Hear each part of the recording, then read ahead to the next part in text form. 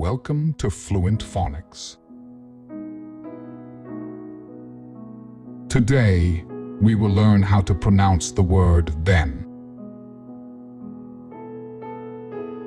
Then. Then. Then.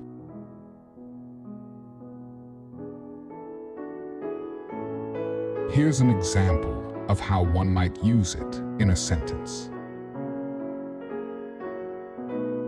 I finished my homework, then I went to bed. Then is an adverb used to indicate a time or sequence of events, showing what happens next or what followed after a particular action.